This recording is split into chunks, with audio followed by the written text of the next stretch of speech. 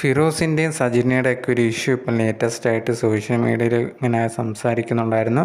ആ ഒരു കാര്യത്തിൽ കുറേയധികം പേര് കുറേയധികം ഒപ്പീനിയനും കാര്യങ്ങളൊക്കെ പറയുന്നുണ്ടായിരുന്നു. ഇപ്പം അറിയാത്തവർക്ക് വേണ്ടി ജസ്റ്റ് എന്ന് പറയുകയാണെങ്കിൽ സോഷ്യൽ മീഡിയയിൽ ഈ ഒരു ഫിറോസും അതുപോലെ തന്നെ വൈഫായിട്ടുള്ള സജിനയും കൂടെ വേർപിരിയാനായിട്ടുള്ള കാരണം സജിനയ്ക്ക് മറ്റൊരാളുമായിട്ടൊരു ബന്ധമുണ്ട് എന്നുള്ള രീതിയിലും ആ ഒരു വ്യക്തി എന്ന് പറയുന്നത് റസൂൽ പൂക്കുറ്റിയാണ് എന്നുള്ള രീതിയിലൊക്കെ പറഞ്ഞിട്ടാണ് കുറേയധികം ന്യൂസ് ഇങ്ങനെ സോഷ്യൽ മീഡിയയിൽ കഴിഞ്ഞ ദിവസം വരുന്നുണ്ടായിരുന്നു. അത് ആൾക്കാരൊക്കെ റിയാക്ട് ചെയ്യുകയും ചെയ്തിട്ടുണ്ടായിരുന്നു.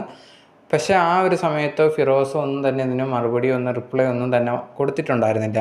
അങ്ങനെ ഇരിക്കുന്ന സമയത്താണ് കഴിഞ്ഞ ദിവസം ഉണ്ടെങ്കിൽ ഫിറോസ് ഇൻസ്റ്റാഗ്രാമിൽ ഒരു പോസ്റ്റ് ഇട്ടിട്ടുണ്ടായിരുന്നത്. ആ ഒരു പോസ്റ്റ് എന്ന് പറയുന്നത് ഇൻസ്റ്റാഗ്രാമിൽ സ്റ്റോറി ആയിട്ടാണ് ഇട്ടിട്ടുണ്ടായിരുന്നത്. ആ ഒരു സ്റ്റോറി എന്ന് പറയുന്നത് കള്ളങ്ങൾ ഒരിക്കലും മറച്ചു വെക്കാൻ പറ്റത്തില്ല, അതെന്നായാലും ഒരു ദിവസം പുറത്ത് വരുന്നതായിരിക്കും.